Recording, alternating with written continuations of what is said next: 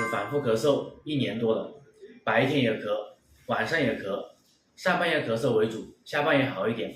这个孩子妈妈找到我的时候，非常的焦虑，天天睡不着觉。孩子一咳，他心里就很慌。孩子反复咳嗽，家长不要紧张，不要焦虑。其实，在中医看来很简单，孩子反复咳嗽，一般是肺里面有沉寒所引起来的，肺里面寒邪没有排出去。